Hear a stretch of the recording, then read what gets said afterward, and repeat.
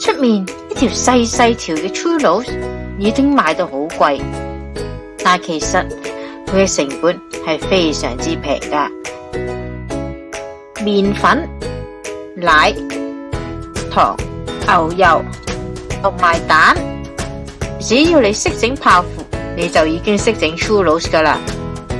今日我哋嚟整西班牙油條 churros。喺開始之前，請 follow 我哋嘅頻道啦。喵！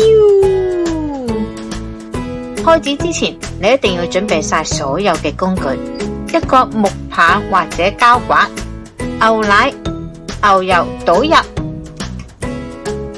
加入少許嘅鹽、糖，開火，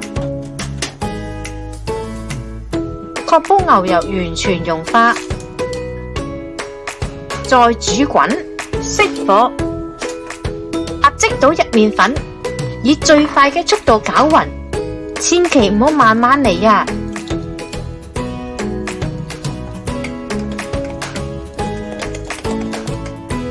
不停攪勻，直至成團，再開中細火快速攪拌。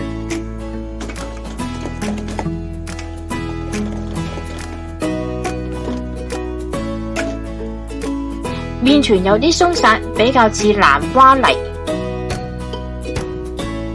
攪拌等佢冷卻返少少，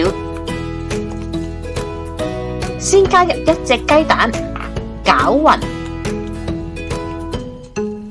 加入雞蛋之後嘅麵團會變得較為紮實、濕潤。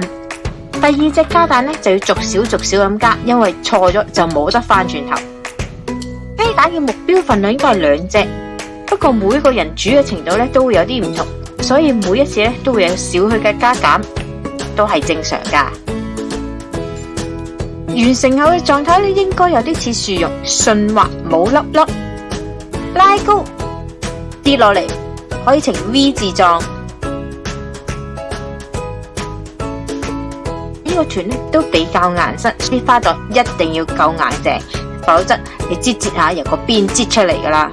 我揀咗一個大嘅星形擠嘴，油溫170度至180度，先用少許嘅麵團做測試，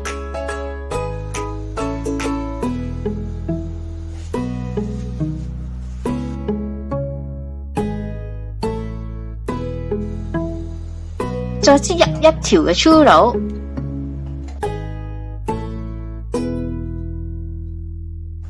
嘢係咪發生問題？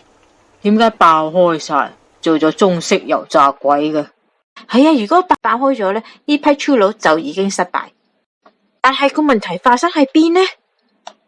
經過一晚，我喺床嗰度輾轉反側，坐立不安，思緒不寧，計翻晒個食譜 ，check 埋個油溫，後期檢討，爆開嘅原因應該係受熱唔均勻。當油條放入滾油，唔能夠令到成個外圍受熱變硬，而當熱度去到中心點，中心嘅麵團就會膨脹，佢就會揾表面最脆弱嘅地方爆開。要解決呢個問題好簡單，雪櫃攞翻琴日嘅麵團，同一款嘅擠袋，然後換翻個細嘴啊！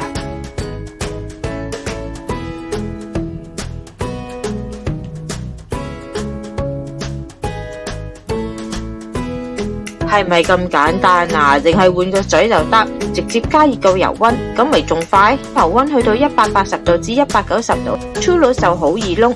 尤其是我個鑊比較細，換嘴係最快解決問題嘅答案。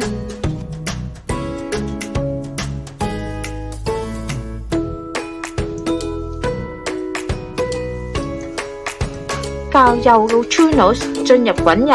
滾油可以將外面變硬，另一方面就傳入中間，因為 churros 比較幼，佢嘅爆開程度就會比較少，所以問題咪解決咗咯。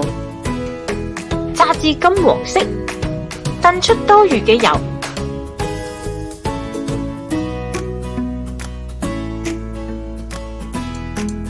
白砂糖、肉桂粉、撈勻，趁油條仲有熱度，即刻放入，砂糖就會自然黏上油條上面。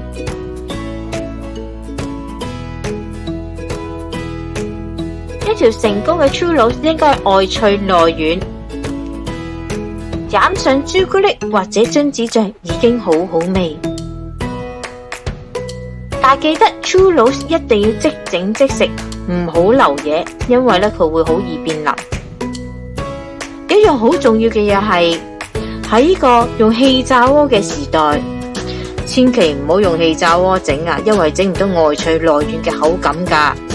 今日嚟到呢度啦，詳細嘅食譜我哋會擺落 Facebook 嗰度，有興趣嘅大家可以去睇一睇。請 like 我哋嘅 Facebook 同埋 YouTube，以便獲得更多嘅資訊啦。